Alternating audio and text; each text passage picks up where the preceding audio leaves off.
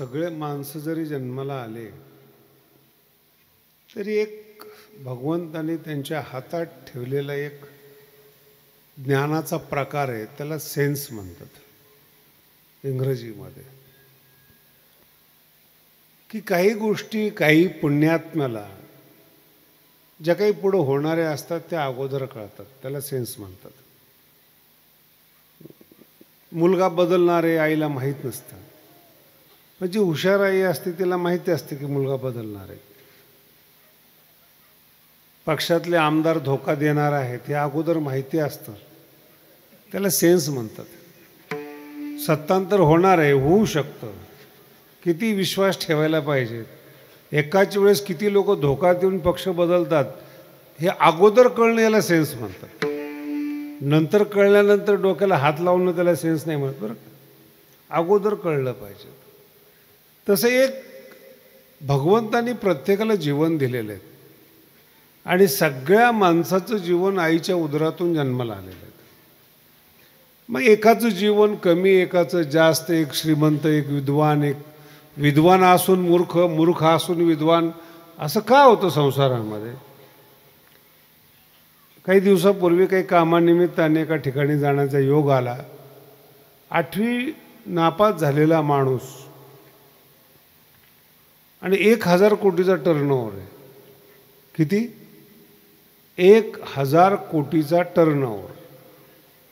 शिक्षण किती त्याचं? 8वी पास. असे बरेचसे लोक आहेत पण जिवंत मला पाहायला मिळालं. पण त्याची जी नजर होती, माझं काही काम पडलं होतं माऊलीच्या मंदिराच्या निमित्ताने, ती नजर एवढी पारखी होती की ती शिकलेल्या माणसाला नव्हती.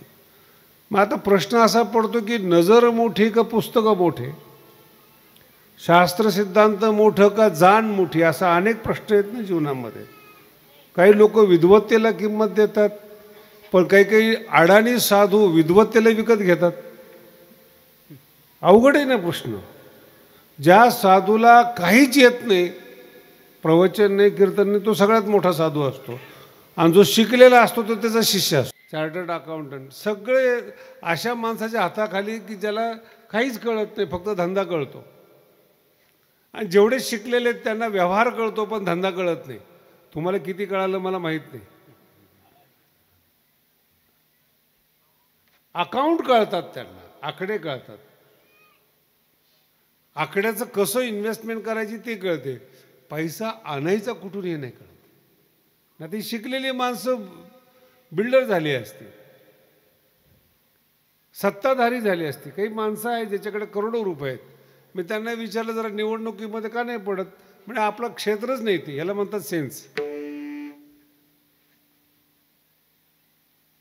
निवडून कोण येऊ शकतं याचं एक तंत्र आहे.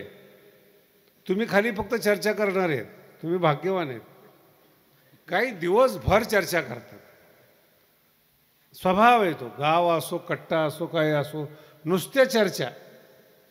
काही वर्ग असा आहे, तुम्ही किती चर्चा करा, आमचा मोर्चा.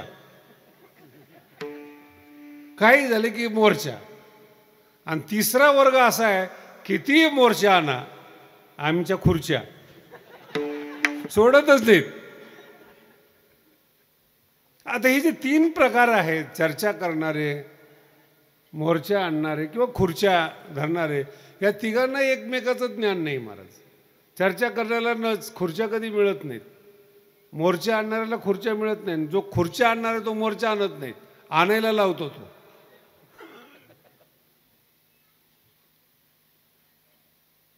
तसे जग आहे ना, याला सेन्स म्हणतात. आपण जन्माला आलो, नेमकं आपल्याला काय प्राप्त करायला पाहिजे किंवा जे प्राप्त केलेले त्याच्यात समाधान आहे का नाही, याला सेन्स म्हणतात. विठ्ठला विठ्ठला. माणूस चुकणारा आहे, चुकतच असतो, चुकणार असतो. पण ज्याच्याकडे सेन्स आहे ना, तो सावध होतो. हा फार महत्त्वाचा विषय परमार्थातला. चुकणारच आहे. जन्माला आल्या मुलाला काय माहिती आईचा स्वभाव कसा आहे, बापाचा कसा आहे, मित्राचा कसा आहे, काय शिकायला पाहिजेत. तो प्रवाहाप्रमाणे शिकत जातो, कॉलेजमध्ये जातो, शाळेमध्ये जातो. पण सगळे जरी शाळेमध्ये जात असले तरी सेन्सवाला वेगळा विचार करतो. की मी जरी यांच्याबरोबर शिकत असलो तरी हे जे करतात ते मला करायचं नाही. आणि मग नवीन प्रयोग करत असताना काही ठिकाणी धोका बसतो, काही ठिकाणी त्रास होतो, काही ठिकाणी जगाचा स्वभाव कळतो. मग हे सगळं करत असताना एक असमाधान त्याला त्रास देत असतं. भाषा कितपत कळते तुम्हाला मला नाही माहिती. काही माणसाला मिळालं त्यात समाधान आहे, पण ज्याला सेन्स आहे, ज्याला बुद्धिमत्ता आहे, ज्याला प्रज्ञा आहे, तो असमाधानी असतो. आणि ते असमाधान त्याला खात असतं. याचेच अभंग आहेत वारकरी संप्रदायामध्ये. काही हे खंड येईल कर्म, काही मी उद्धार, याचेच अभंग आहेत. असमाधान खात असतं ते. हे परमार्थात फार कमी लोक आहेत ज्यांना असमाधान खातं. नाही तर बरेचसे परमार्थिक लोक आहेत, ठेविले आनंद, पाकिट चांगलं मिळालं, स्थान चांगलं मिळालं, गादी चांगली मिळाली, ठेविले आनंद. ह्याच्यापेक्षा काय संसारामध्ये? हे पण एक ज्ञानच आहे ना. विठ्ठल विठ्ठल खाल्लं पाहिजे त्याला. तो माणूस खरा माणूस, त्याला काहीतरी होण्याची इच्छा आहे. एक किल्ला जिंकला म्हणून शिवाजी महाराज थांबले नाहीत. 10 किल्ले जिंकले म्हणून शिवाजी महाराज थांबले नाहीत. आणि 10 आता उलट बोलतो तुम्हाला. एका किल्ल्याचा जो शिलेदार आहेत, किल्लेदार आहेत, तो खुश आहे. तो म्हणतो आपलं एक किल्ला ताब्यात आहे ना, राजाला काय माहिती काय चाललंय. असे बरेचसे माणसं समाजामध्ये की थोडं मिळाले की ते समाधानीत, बरेपर्यंत समाधानीत. असमाधानी माणसाचा परमार्थ आहे. विठ्ठल तो इतकं असमाधान चावलं पाहिजे, त्याला झोप नाही आली पाहिजे, त्याला असमाधान म्हणतात. त्याची अवस्था बिघडत गेली पाहिजे. जे मिळेल ते योग्य नाही किंवा माझ्या योग्य नाही किंवा मला नको येते असं सतत ज्याच्या मनामध्ये येतं, तो सेन्स, तो परमार्थिक, त्याला आपल्या भाषेमध्ये साधक म्हणतात. काय मिळवायचे हे माहीत नाहीत. जे मिळवायचे त्याच्यात काय समाधान आहे हे माहीत नाही. पण जे मिळालं आहे ते अयोग्य आहेत, तो साधक आहे.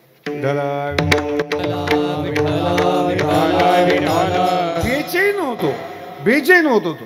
नाही, बसत नाही डोक्यामध्ये. पैसा मिळाला, मान्यता मिळाली, कीर्ती मिळाली, बसतच नाही डोक्यामध्ये. आणि मग हे सगळी चाळणी करत असताना व्यापारी वर्ग येतो, राजकारणी वर्ग येतो, शेतकरी वर्ग येतो, विद्वान वर्ग येतो, शास्त्री वर्ग येतो, सगळे वर्ग येतात. आणि तो सगळ्या वर्गांचा अनुभव घेतो आणि पहिल्या चरणामध्ये म्हणतो, आता तुम्ही कृपावंत, आता तुम्ही कृपावंत, आता तुम्ही कृपावंत, आता तुम्ही कृपावंत, आता तुम्ही कृपावंत, आता तुम्ही कृपावंत, आता तुम्ही कृपावंत, आता तुम्ही कृपावंत.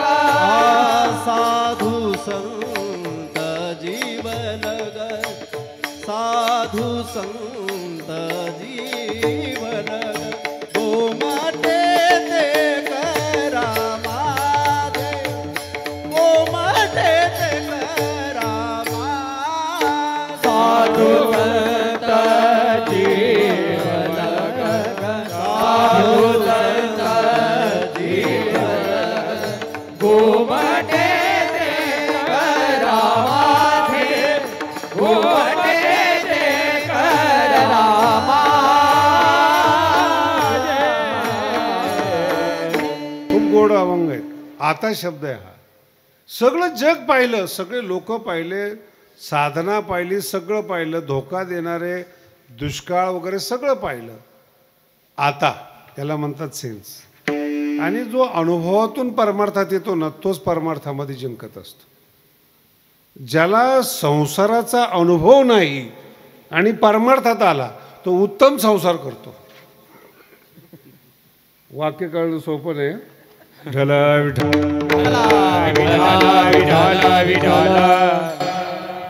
ज्याला संसाराचा अनुभव नाहीये, व्यक्तीचा अनुभव नाहीये, शास्त्राचा अनुभव, कशाचाच अनुभव नाही, आणि तो जर परमार्थात आला तो उत्तम संसार करतो. त्याला अनुभवच नाही ना काय संसार म्हणजे काय. जगद्गुरु तुकोबारायला अनुभव आहे. लोक त्रास कसे देतात, वैताग कसे देतात, विद्वान सुद्धा गाथा बुडवतात, हा सुद्धा एक अनुभव आहे. अनुभव आहे तो. बायको त्रास देऊ शकते, मुलं त्रास देऊ शकतात, भावकी, हा अनुभव फार महत्त्वाचा आहे. माझा अनुभव सांगतो तुम्हाला. वाईटातला वाईट माणूस जेव्हा परमार्थात येतो ना, तो महर्षी वाल्मिक होतो. पुन्हा बिघडत नाही तो, पुन्हा बिघडत नाही तो. आणि महाराज लोक कधी बिघडतील त्याचा अंदाज नाही. कधी पेपरला बातमी येईल, तुरुंगात गेला, काही सांगता येत ते.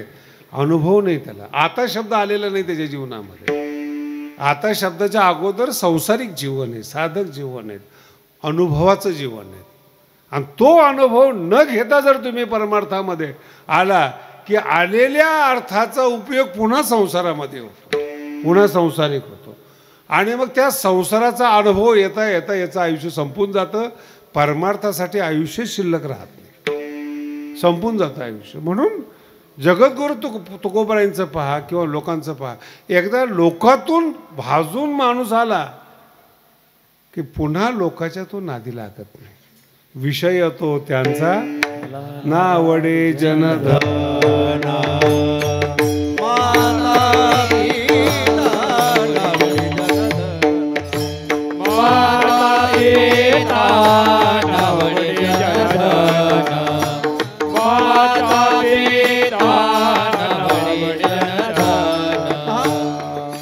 फार गोड अभंग आहेत.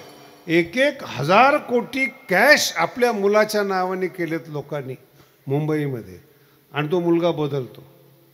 1,000 कोटी कॅश नावाने केले, मुलगा बदलतो. अगोदर सेन्स नव्हता, नंतर मुलगा बदलला. आणि मग ते तत्वज्ञान सांगायला लागले, जगाचं काही खरं, ह्या बोलण्यात काही खरं नाही.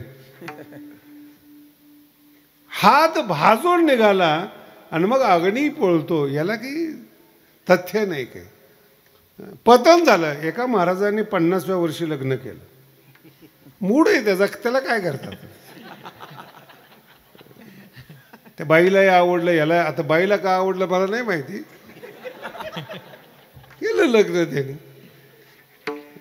आम्ही त्यावेळेस 25-30 वर्षाचे होतो. आणि मग ते नवीन लग्न केलं. एक ज्ञानोबांची ओवी फार खास आहे, लागेल म्हणून सांगत नाही तुम्हाला. मग ते आळंदीमध्ये राहायला होते 50 वर्ष ती बायको.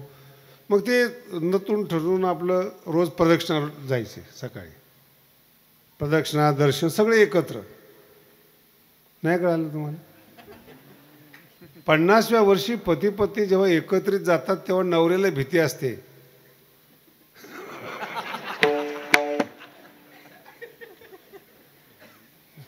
कारण की वयामानाने जाण्याची शक्यता जास्त असते. ज्याला कळालं त्याला कळालं, सगळं परोपकारच येतलं, त्याला काय करता. आता तरुणपणामध्ये भीती नसते, कारण की त्याला माहिती असते गेली तर दुसरी आहे.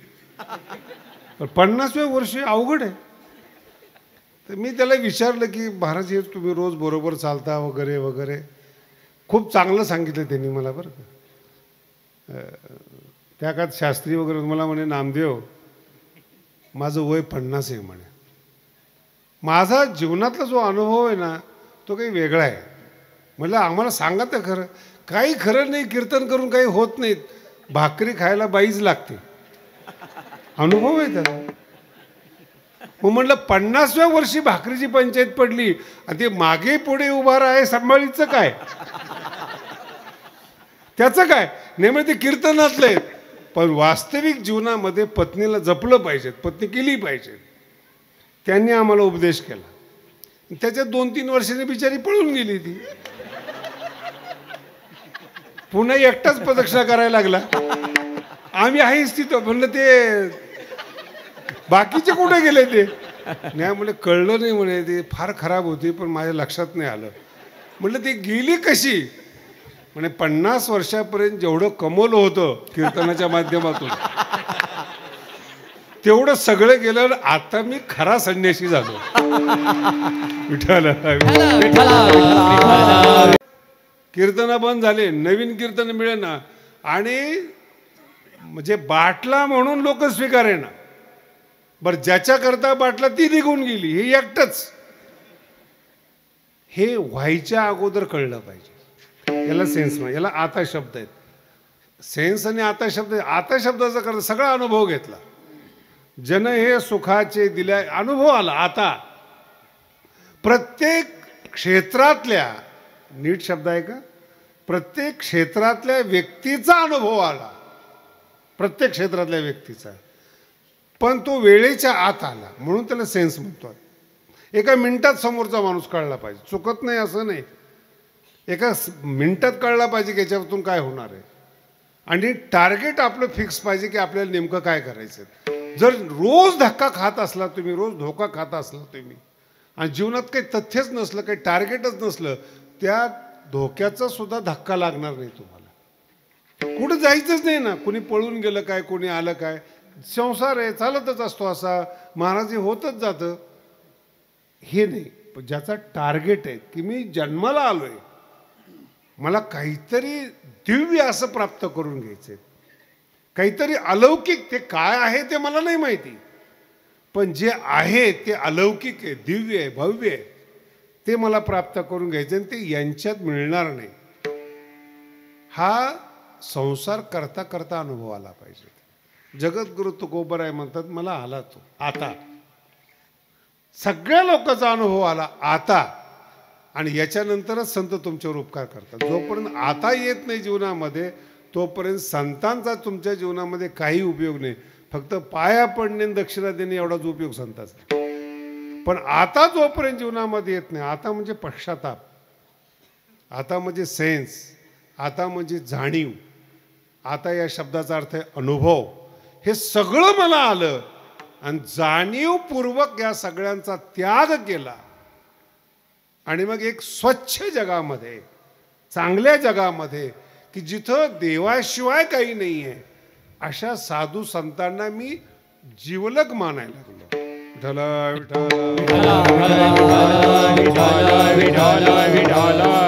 अभंग सुद्धा उलट आहे बरं का. एक अनेक प्रकारचे, याला साधू संताचे शब्द म्हणतात. साधू संत हे कृपावंत आहेत, जीवलग आहेत. हे आता शब्दानंतर कळतं. आणि अगोदरच्या सगळ्या लोकांना विचारा बरं, हे म्हणतील साधू संत भोंदू आहेत, साधू संत फसवणारे आहेत, साधू संताचं काय खरं आहे. म्हणून आज जेवढे शिकलेली लोक आहेत, इंग्रजीच्या माध्यमातून शिकलेली लोक आहेत, या सगळ्या तरुण पोराचा अनुभव घ्या. न ते देवाला मानतात, न संताला मानतात, न परमार्थाला मानतात. यांना 2-3 गोष्टी एवढ्या चांगल्या शिकवलेल्या आहेत. प्यावे, खावे, बरे असावे सदैव. लिहून ठेवलेले बरं का. कपडे ब्रँडेड असावेत, खाणं चांगलं असावं, ल्यावे खावे बरे, बरे असावे सदैव. किती दिवस राहणार तारुण्य. एक मुलगी लग्न करत नव्हती. मी तिला प्रश्न विचारला की किती दिवस चालणार आहे तुझं लग्न न करणार. नाही म्हणे, मी स्वतः कमवते, 1 कोटीचं पॅकेज आहे मला वर्षाला. आज 20 वर्ष नोकरी केली तर माझे 20 कोटी होतात, वाढतात. मला काही नवऱ्याची गरज नाही. मराठी कळली का तुम्हाला. मला काही गरज नाही. आणि 20 वर्षानंतर तिने बंगला बांधला, सगळं केलं. त्या बंगल्यामध्ये ती आणि कुत्रं राहत होतं. अनुभवले तुम्ही. काय काय आता विदेशात जातो किंवा मी बाहेर जातो ना, मुलापेक्षा जास्त कुत्र्याला सांभाळतात. मी एकदा त्या कुत्र्याला हाड म्हणलो मी. ती बाई खवळली माझ्यावर. ते म्हणे माझं पोरग आहे. आणि हे जोक तुम्हाला खेडेगावात कळणार नाही का, की तुम्ही सगळे हाड बनणार आहेत. मांड त्या कुत्र्याचे केस, मला टीबी होतात, त्यांनी रोग होतात. तेवढं मुलासारखं छातीला लावून त्या कुत्र्याला जवळ नेणं. आणि हे सगळे शिकलेली, ज्यांना देव मिळाला नाही ना त्यांनाच कुत्रे मिळालेली. काय ह्यांना कळतच नाही परमार्थ कसा आहे. साधू संतांचा दोन चार संत दांभिक असतील, माझा मुद्दा लक्षात ठेवा. म्हणून मी ही भूमिका बांधली की ज्या साधूला कळालं नाही आता, तो साधू परमार्थात येऊन संसार करतो, असे साधू भरपूर आहेत. पण याचा अर्थ असा नाही की जो खरा साधू आहे तोही असा आहे. खरे संत असं नाही आहेत. आजही भाऊच्या आणि बाबाच्या नावाने लोक परमार्थ करतात. ते शरीराने नसले तरी नाव रूपाने असल्यामुळे ते एवढा मोठा सप्ताह चालू आहे. हा नाही तर कोणी गेलं असतं? तुम्ही आले असते का? आज भाऊचा बाबाचा जो नारळी सप्ताह होता ते काही शहरातल्या लोकांची ताकद आहे का? हे शिकलेले आहेत, हो, उदाहरण आहेत. कारण की हे साधू संतांना जीवलग मानणारे नाहीत, कृपावंत मानणारे नाहीत. का नाहीत? यांना माहितीच नाही कृपा म्हणजे काय. मराठी शब्द समजून घ्या बरं. कृपा म्हणजे काय माहिती परमार्थातल्या लोकांना माहित नाही. विठ्ठल विठ्ठल विठ्ठल विठ्ठल. कॉलेजमध्ये शिकणं, पुस्तकाचा अभ्यास करणं आणि परमार्थामध्ये शास्त्राचा अभ्यास करणं हे दोन्ही एक आहे. दोन्ही एक आहे. दोन्ही पुस्तक आहेत. गंभीर असतील, सामान्य असतील. विज्ञानाचे पुस्तकं काही हलके आहेत असं नाही, अर्थशास्त्र काही सोपं आहे असं नाही आहेत, गंभीर आहेत. पण गुरुकृपा वेगळी आणि संत कृपा वेगळी. काही काही पुस्तकं अशा असतात महाराज, लवकर लवकर कळत नाहीत ते, आणि झटल्यानंतर असं नजरेने कळतं की हा मुलगा झटतोय. आणि जर त्या शिक्षकाला वाटलं, गुरुला वाटलं, एक शब्द सांगतात, इथे असं नाही असाला, समस्या संपली. एकच शब्द येतो, याला कृपा म्हणतात. आणि तो जर कृपा करणारा गुरु, श्रीगुरु, सद्गुरू नाही मिळाला ना, नुसते झटे आहेत आपले, गाठी सुटत नाहीत. शास्त्र कळल्याचा अभिमान होतो आणि सिद्धांत कळल्याचा अभिमान होतो, सिद्धांताचा अनुभव येत नाही. विठ्ठल म्हणून मी मगाशी एक उदाहरण दिलं तुम्हाला. सिद्धांत कळाला म्हणजे मोठा नाही. सीए आहेत, अकाउंट कळतं त्यांना, कोणते पैसे कसे करायचे, टक्केवारी कशी द्यायची आणि टॅक्स कसा भरायचा आहे. कमवायचा अनुभव नाही आहे. कमवायचा सेन्स व्यापाऱ्याला आहेत. स्वतःची कंपनी, तिथे 4 अकाउंटंट कामाला आहेत, ते यांनी कमवलेल्या पैशाची व्यवस्था करतात. मराठी कळते का? यांनी कमवलेल्या पैशाची ते नाही कमवू शकत, ती कंपनी नाही टाकू शकत. शास्त्राने सांगितलेल्या सिद्धांताचं विवरण करणं, कथा करणं हा एक प्रकार वेगळा आहे. सिद्धांताचा अनुभव येणं याच्याकरता सद्गुरूची कृपा लागते. आणि सद्गुरू कृपावंत आहेत, तेच जीवलग आहेत, हे कळालं पाहिजे. त्याला सेन्स म्हणतो आम्ही. विठ्ठल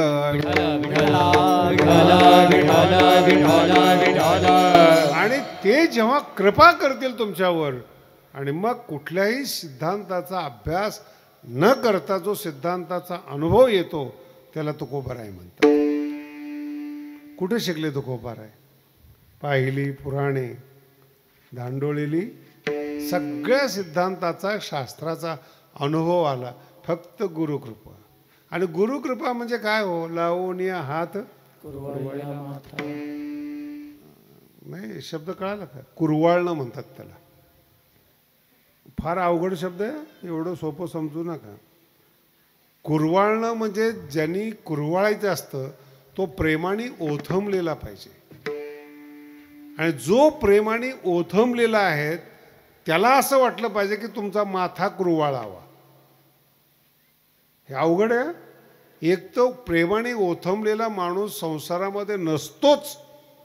स्वार्थी असतात, गोड बोलणारे असतात, काम करून घेणारे असतात. कधी कधी बघा तुम्ही, प्रयत्न अनुभव घेऊन पहा, काम पडलं तरच लोक येतात, प्रेमाने नाही येतात, कामाने येतात. कालच्या कीर्तनामध्ये ह्या गोष्टी सांगितल्या होत्या मी. 2 वर्षांनी फोन आला की ते विचारतात तब्येत कशी. याचा ॲक्सिडेंट होऊन दुरुस्त होऊन चालायला लागला आणि हा म्हणतो तब्येत कशी. 2 वर्षात काय घडलं काहीच माहीत नाही. कामाच्या निमित्ताने फोन. प्रेमाने ओथंबलेला माणूस मिळणंच अवघड आहे. तो मिळाला तर तो माणूस कृपावंत आहे, जीवलग आहेत हे आपल्याला कळालं पाहिजे वेळेच्या आत. म्हातारपणामध्ये कळाले, भाऊ मोठे होते, बाबा मोठे होते, काय उपयोग आहे त्याचा? कुरवाळाच्या टायमाला त्यांच्या जवळ पाहिजे माणूस. विठ्ठला विठ्ठला विठ्ठला आणि म्हणायला लागला आईसारखं दैवत नाही. मराठी कळते का? म्हातारा झाला आणि म्हणायला लागला आईसारखं दैवत नाही. आणि जेव्हा होतं तेव्हा त्यांनी आईला नीट पाहिलं.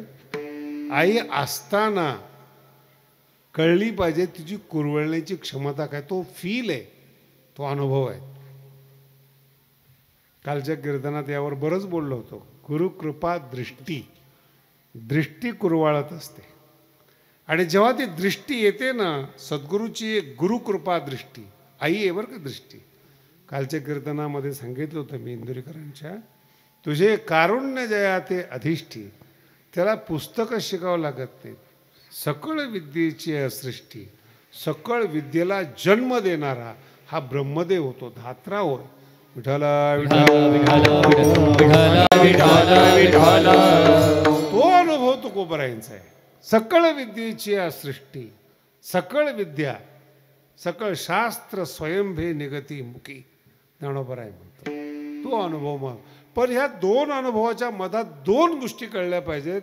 संसारातली माणसं कळाली पाहिजेत आणि संत जीवलग आहेत, कृपावंत आहेत हे कळलं पाहिजे. तर या दोघांच्या मध्ये आता शब्द. साधू संताचं जग वेगळं आहे, संसारिकाचं जग वेगळं. तो अनुभवाला आलं, तो लवकर कळाला. प्रपंच ओसरो लवकर कळाला. ते प्रपंचातली लोक त्रास देतातच हे अगोदर कळलं पाहिजे. मग आता परमार्थातल्या संतांनी कोणाला त्रास दिला असा इतिहासच नाही. झाला तर उद्धारच. एखाद्या साधूने त्रास दिला कधी घडत नाही असं. आजही बघा तुम्ही भगवानगडावर जे अन्नदान चालतं ते काही नामदेव शास्त्री नाही चालवत. भगवान बाबाचं नाव अन्नदान करतं. इतकी नावामध्ये क्षमता आहे, ती ताकद आहे. ती म्हणून ती त्रासच देत नाहीत. पण ते कृपावंत आहेत हे शिकलेले लोकांना कळत नाहीत, परमार्थातल्या लोकांना कळत नाहीत. परमार्थातले लोक सुद्धा साधूचं मूल्यांकन करतात. ज्या काही ओव्या आहेत, जे काही शास्त्र सिद्धांत आहेत, जे काही साधूचे लक्षणं सांगितलेत ती घेऊन फिरतात. श्रोत्रिय पाहिजेत, ब्रह्मनिष्ठ पाहिजेत. नेमका तू कोण आहेस? साधू ठीक आहे, साधू श्रोत्रिय पाहिजे, साधू ब्रह्मनिष्ठ पाहिजे. तुला जर तुझं मूल्यांकन केलं तर विठ्ठल काय कर, स्वतःचं मूल्यांकन करता येत नाही, त्याला कपटी म्हणतात. आणि ती अंतःकरणातली स्थिती संपली पाहिजे.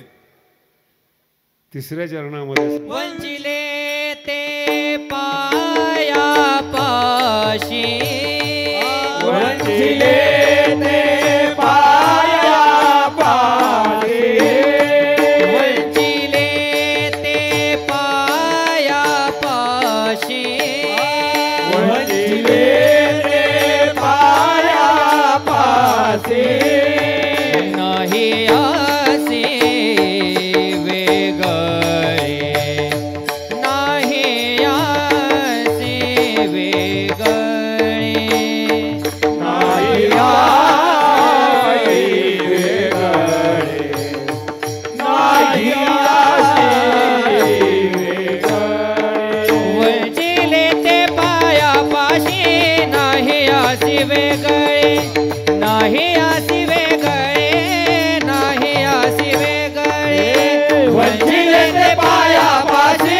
नाही असे वेगळे, नाही असे वेगळे, नाही असे वेगळे. उणीव ही मान्य केली पाहिजे. वंचिले ते पायापासी नाही अशी.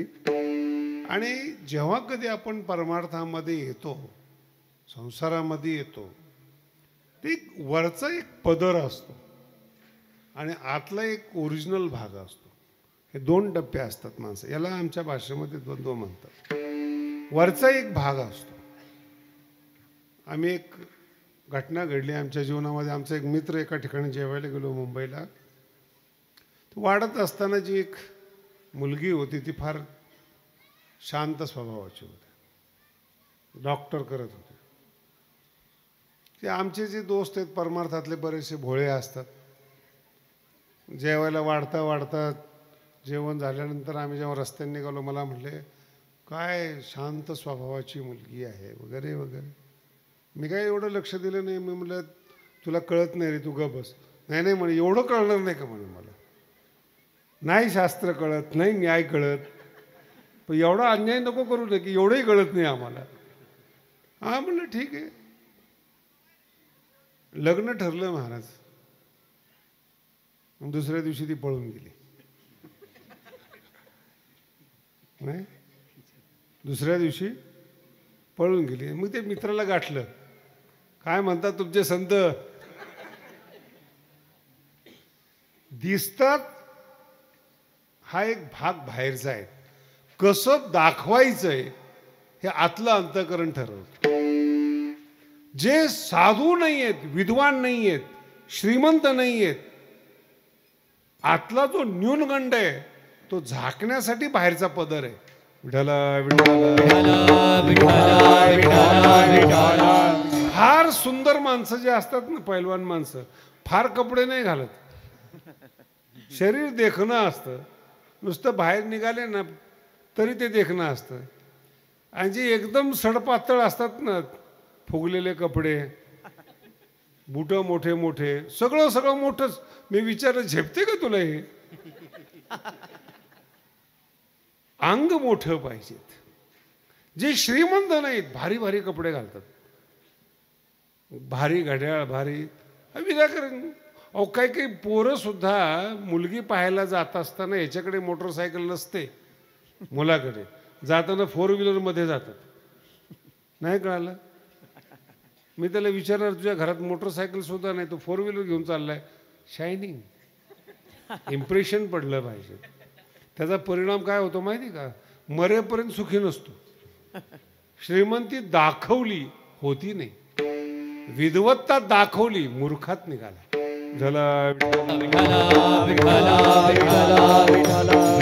खूप लोक आहेत असे जीवनामध्ये. बाहेरचा कप्पा वेगळा आहे, आतला कप्पा वेगळा आहे. उपनिषदामध्ये फार गोड वर्णन केलेले आहेत.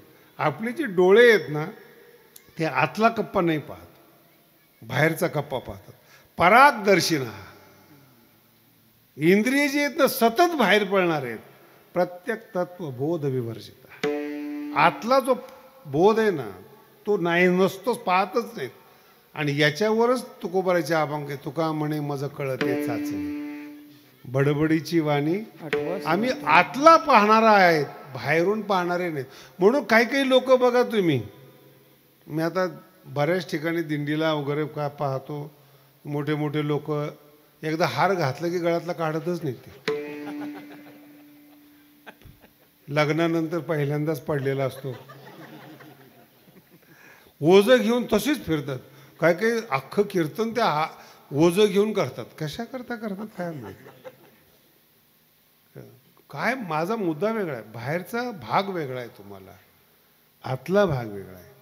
तुम्हाला मला एक, तुम्ही सगळं शेतकरी मंडळ बसलेले आहेत माझ्यापुढं, जे पिकवायचे ते गाडलं पाहिजे का उघडं ठेवलं पाहिजे? बोला ना.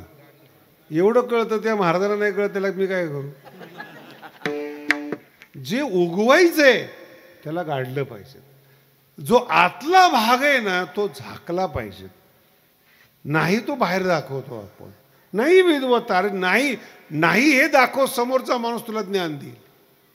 श्रीमंती नाही दाखव, समोरचे माणसं मदत करतील. पण जर सगळंच तुला माहिती तर लोक म्हणतील आपट.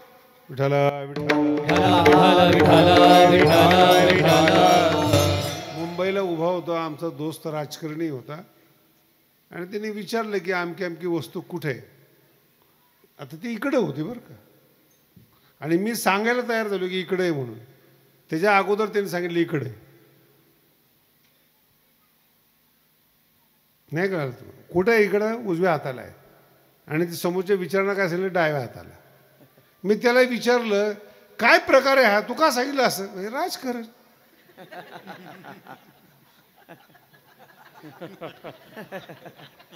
ना उद्या कळलं तुम्हाला. विठला विठला विठला विठला विठला. इकडे आहे साध्य आणि सगळ्या लोकांना हा रस्ता दाखवतात डाव्या हातात. सगळे लोक तिकडे जातात, काहीच नसतं. याला संसार म्हणतात. सगळे पंथ, सगळे धर्म संप्रदाय, धार्मिक लोक रोज प्रलोभन देतात. एक जणांनी तर ते समाधीची आमच्याकडे या समाधी लावतो. याला ॲडव्हर्टाईज करायची काय गरज आहे? नाही कळालं. सर तो समाधी लावू शकतो, तो ॲडव्हर्टाईज करायची काय गरज आहे? मोठे मोठे मुंबईला बॅनर लागलेले आहेत, कुंडली जागरण. एक बाई गेली म्हणे मी कुंडली जागरणला जाते, म्हणून नको नादी लागू, संसार बिघडायचा. बिघडला. कुठली तरी अपेक्षा दिली जाते, समाधी आहे, मोक्ष आहे, आमकं आहे. पहिलं त्यांना व्यावहारिक जीवन स्वच्छ जगायला शिका. याला म्हणतात कर्मयोग. ज्ञानोबांनी ज्ञानेश्वरीत अतिशय सुंदर लिहिले आहेत. सुंदर ज्याला कर्मयोग करता येतो त्यालाच देव प्राप्त होतो. विठला विठला विठला विठला विठला. म्हणून तुकोबरायांचं वाक्य आले भागा ते करीत. आणि मग दुसरा टप्पा आहे तुझे नाम उच्चारित. पण आले भागा ते करीतो. करणं फार महत्वाचं आहे. आणि कोणताही देव, कोणताही व्यक्ती विनाकर्माचा राहिलेला नाही. कर्म सोडून एक सुद्धा देव जगलेला नाही, एक सुद्धा संत जगलेले नाहीत. आणि कर्महीन जर आपण जगत असू, कसं देवाला आपण आवडणार? पण नाही आपल्या डोक्यामध्ये. म्हणून दाखवताना आपण सगळं संत म्हणून दाखवतो, श्रीमंत म्हणून दाखवतो, विद्वान म्हणून दाखवतो. संत जवळ करत नाहीत. संत जर आतल्या गाठी गेल्या नाहीत तर संत भेट देत नाहीत. शेवटच्या चरणात तुका म्हणे सोडिल्या गाठी, तुका म्हणे सोडिल्या गाठी, तुका म्हणे सोडिल्या गाठी, तुका म्हणे सोडिल्या गाठी.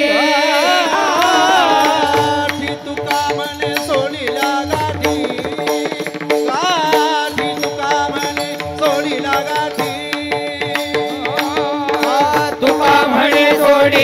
गाठी, तुका म्हणे सोडिल्या गाठी.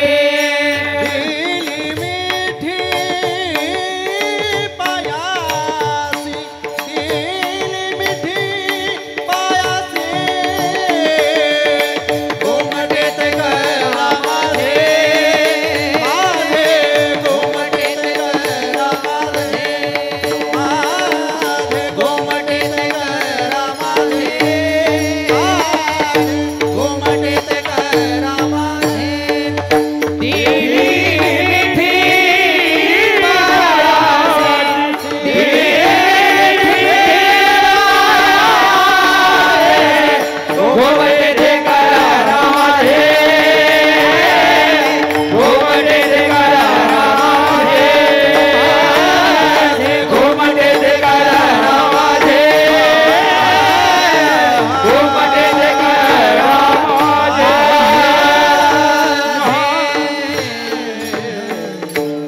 मोकळ्या अंतःकरणाने मिठी मारली पाहिजे. का म्हणे सोडिल्या गाठी. अनेक गाठी अंतःकरणामध्ये. याच्यावर काही जास्त विश्लेषण करावं असं नाही. काही गाठ नसलेला माणूस शोधणं लय अवघड आहे. काही ना काही कामणीची गाठ असते, अपेक्षेची. देवाच्या मंदिरात माणूस गेला ना, काहीतरी अपेक्षा घेऊन जातो, त्यालाच गाठ म्हणतात. देवाकडे जाणारे गाठी घेऊन जातात. तर साधूचं काय विचारतात? ज्या साधूने आशीर्वाद नाही दिला ना, तो साधूच नाही जगामध्ये. इतकं कठीण वातावरण आहे. आणि काही नसताना आशीर्वाद दिला ना, असंभव. लक्षात ठेवा, कर्मफळ चुकत नाहीत हे माहिती असताना जो साधू आशीर्वाद देतो ना, तो खऱ्या अर्थानं साधू नाही. कर्मफळ भोगावंच लागतं प्रत्येकाला. साधू काय करणार आहे? यालाच काही मिळालं नाही म्हणून साधू झालेला आहे, याचं कर्मफळ आहे ते. कर्मफळ म्हणजे काय? आपण का असं राहतो? कर्मफळ आहे. मग कर्मफळ भोगावंच लागतं. आशीर्वाद दिल्याने कर्माने कर्म निवारण होतं. कर्मातून निष्काम कर्म करत जा, अंतःकरणाची शुद्धी होते. आणि ज्या वेळेस तुमचं अंतःकरण शुद्ध होतं त्यावेळेस साधूंनी एका शब्दाला, एका सिद्धांताला जर सांगितलं, दिली मिठी पायाची. पाय शब्दाचा अर्थ आहे स्वरूप, ज्ञान. एक शब्द साधूने सांगितला, हे कर, त्या शब्दाला मिठी मारणं म्हणजे आपलं गोमटे ते करा माझे. एक शब्द. काय बसून उपदेश दिला होता का वाल्या कोळ्याला? 2 शब्द सांगितले, राम राम म्हण, दिली मिठी. त्यांच्या शब्दाला मिठी दिली, कल्याण झालं. मग ध्रुव असेल, प्रल्हाद असेल, जे कोणी असतील, संतांनी कोणत्याही शिष्याला असं बसून 2-4 वर्ष शिकवले असा इतिहासच नाहीत. आणि ज्यांना 10-10 वर्ष शिकवले ते उलटल्याशिवाय राहिले नाही. किती शिकवले ध्रुवाला, किती प्रल्हादाला शिकव, 2 शब्द, साधना करा, दिली मिठी. पण त्यांनी हे नाही विचारलं की मला अमकं पाहिजेत. कारण की जे साधू आहेत, संत आहेत, ज्ञानी आहेत, अनुभवी आहेत, त्यांना अमुक करा असं सांगू नका. एक सांगू शकता तुम्ही, दुसऱ्या चरणासाठी गोमटे ते करा माझे, गोमटे ते करा माझे, गोमटे ते करा माझे, गोमटे ते करा माझे. भारवो थे तुम्हासी, भारवो थे तुम्हासी, गोमटे ते करा माझे, गोमटे ते करा माझे.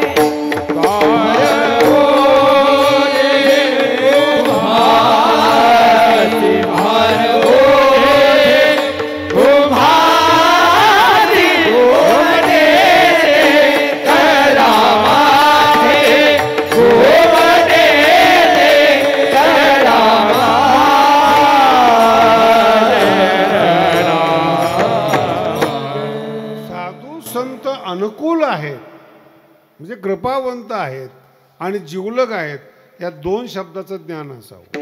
ते कृपावंत आहेत, त्यांना सांगू नका कृपा करा म्हणून. ते जीवलग आहेत, जीवावर प्रेम करणारे आहेत, एवढं कळणं महत्वाचं आहे. वैतागल्यामुळे तुम्ही एवढंच म्हणू शकता, गोमट येते पण मला उपदेश करा. माझ्याकडे एक विद्यार्थी आला होता, कुठून तरी त्याला कळलं असेल न्यायशास्त्र चांगलं आहे, अवघड आहे, माणसाला ताकद मिळते न्यायशास्त्रामुळे. आलं ते फिरत फिरत सगळीकडून. दादा मला आल्यानंतर मी त्याला विचारलं काय काय शिकला, कसं आहे, काय चेक केलं त्याला. त्यांनी मला सांगावं मला न्यायशास्त्र शिकवा. अरे म्हटलं तसं नसतं, ते अगोदर थोडं व्याकरण शिकावं लागतं, थोडंसं हे. नाही नाही अजिबात नाही, न्याय शिकवा मला. नाही कळालं तुम्हाला? अरे म्हटलं तसं नसतं. म्हणे त्यांनी काय जाता भाऊ तुम्हालाच कळत नाही म्हणे, तुम्हालाच शिकवायचं नाही. आणि असा शब्द वापरला की तुम्हाला असं वाटतं की जर दुसऱ्याला शिकवलं तर तुमच्यासाठी सुद्धा तो प्रतियोगी होऊ शकतो. तू का म्हणे सोडिल्या नाही लक्षात आलं तुम्ही. आम्ही जर शिकलो तर तुम्हाला प्रतिस्पर्धी होऊन उभा राहू. शब्द लक्षात ठेवा, जीवलग आहेत आणि कृपावंत आहेत, हे 2 गोष्टी कळल्या पाहिजे. संपूर्ण वारकरी संप्रदायामध्ये संताबद्दल हे शब्द आहेत, कृपाळू, सज्जन, तुम्ही संत, हे एवढं कळावं. ते कृपाळू आहेत, सज्जन आहेत, तुम्ही त्यांच्याजवळ जावं आणि प्रार्थना करा, आम्ही सगळं फिरून आलोय, आता तुम्ही आहात. तुमच्याजवळ एकच प्रार्थना आहे की मला इतर काही देऊ नका, गोमटे ते करा. ते गोमटे शब्दामध्ये ईश्वर प्राप्ती करा, ज्ञान द्या, साधना, मंत्र द्या, काही सांगितलेलं नाहीत. माझी योग्यता पाहून माझा उद्धार करा.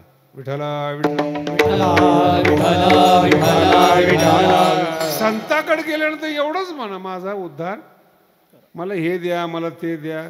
बरं काय काही संत सुद्धा एवढं पांगळं करून ठेवतात, लोकांना माहीत नाही बरं का. अजून लग्न होत नव्हतं, आले साधूकडे, महाराज लग्न होत नाही, तथास्तु. झालं लग्न, पोरगा होत नाही, पुन्हा आले. तब्येत चांगली नाही, पुन्हा आले.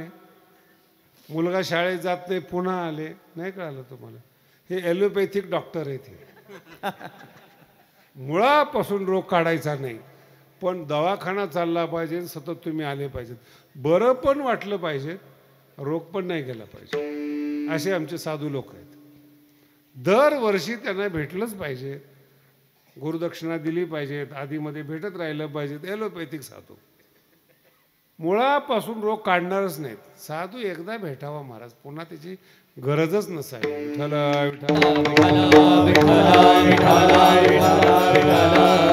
आणि त्यांना एकदा आशीर्वाद दिला, गोमटे ते करा आणि त्याचं ओझं त्यांच्यावर टाका. नाही तर काय आहे, गोमटे ते करा माझे म्हणायचं, तुम्ही साधना करायची, मी इथपर्यंत आलोय तिथपर्यंत आलोय, जमत नाही असं. एका गुरुकडे 2 विद्यार्थी गेले शिकायला. गायक होता मोठा, त्याला विचारलं की बाबा मला शिकायचं आहे. परीक्षा घेतली, एक जण थोडा शिकून आला होता, स्वरातली माहिती होती त्याला, रागदरीतली माहिती होती, त्याने ते गाऊन दाखवलं. दुसरा जो होता त्याला काहीच माहिती नव्हतं. मग ते ज्याला माहिती होतं त्याने विचारलं की मला किती दिवस लागतील गायन शिकायला. त्याने सांगितलं ठीक आहे, सांगतो तुला, 10-1 वर्ष तरी प्रॅक्टिस करावी लागेल. मग ते 10 वर्ष म्हणलं की जे नवीन आलेलं पोरगं घाबरलं. ते म्हणजे ज्याला स्वरातलं कळतं, रागातलं कळतं, त्याला 10 वर्ष आहे, मला तर काहीच कळत नाहीत. त्याने विचारलं महाराज माझं काय? तुला 1 वर्ष लागेल. पण तो 10 वर्ष मला रागवला. तो म्हणतो याला काही येत नाही, हे 1 वर्षात तयार होणार आणि मी तर शिकून आलेलो आहे. म्हणजे प्रॉब्लेम तेच आहे, शिकायला तुला 1च वर्ष लागेल, पण जे चुकीचं शिकून आलाय ते काढायला 9 वर्ष लागतील. धारणा मनात गृहीत धरलेल्या आहेत, याला साधू म्हणतात, याला ज्ञान म्हणतात, हे काढायला वेळ लागतो. विठ्ठला विठ्ठला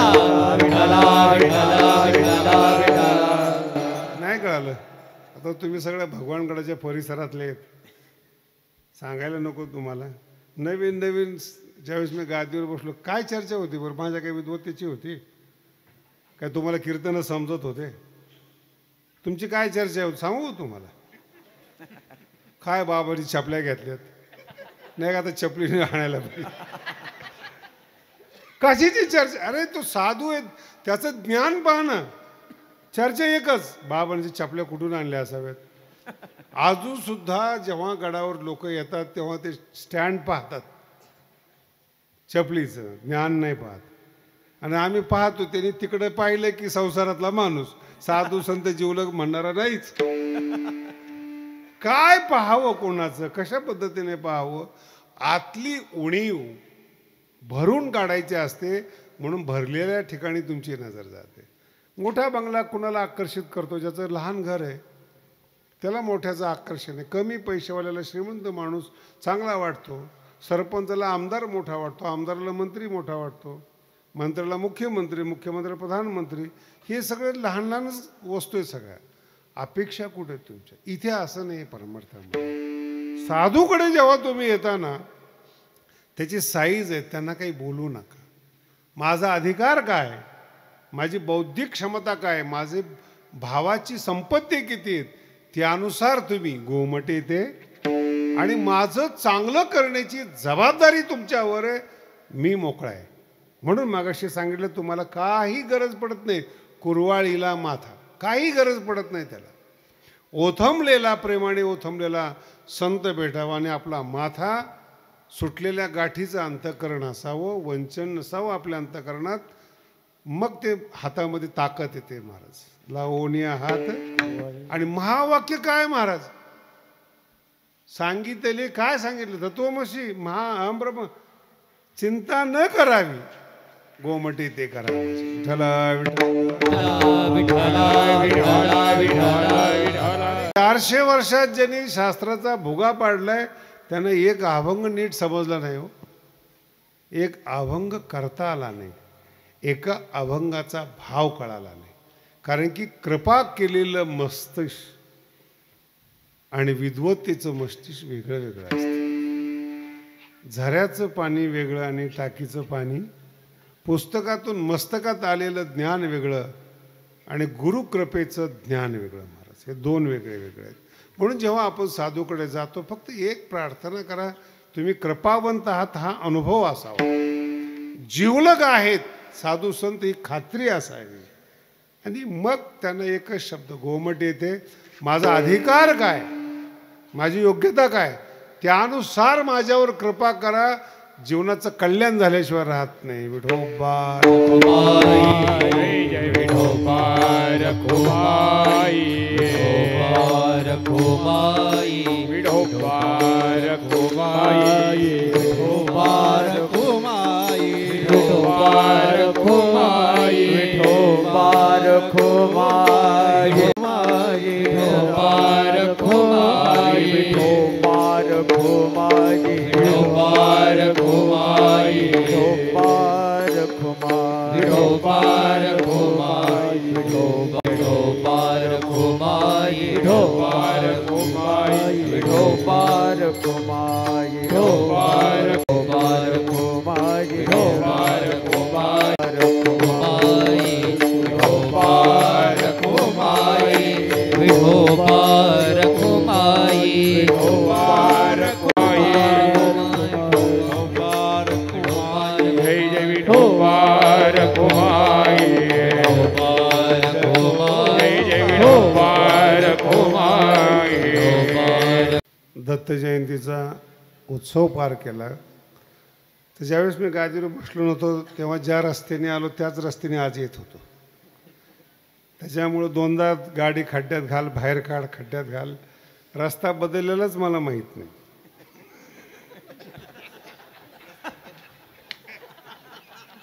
तिकडंच मी त्यावेळेस ज्या रस्त्याने आलो होतो मग त्यांनी काही सांगितलं नाही की बा रस्ता बदलला आहे म्हणून आम्ही पण.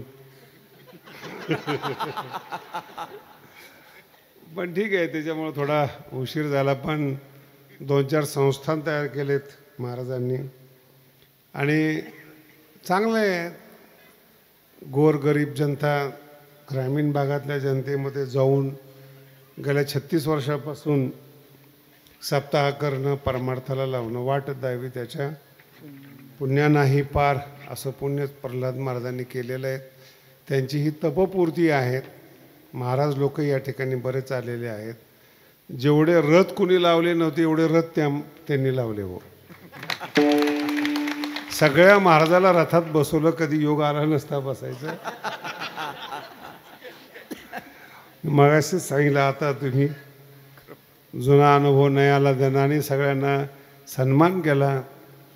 त्यांचं आरोग्य आणि आयुष्य वाढो हीच भगवान बाबांच्या आणि भाऊच्या चरणी प्रार्थना करतो आणि सेवेला इथे थांबतो. ज्ञानेश्वर माऊली, ज्ञानराज माऊली, ज्ञानेश्वर माऊली, ज्ञानराज माऊली, ज्ञानेश्वर माऊली. जय विठ्ठल, जय जय विठ्ठल, जय विठ्ठल, जय जय विठ्ठल, जय विठ्ठल, जय जय विठ्ठल, जय विठ्ठल, जय जय विठ्ठल.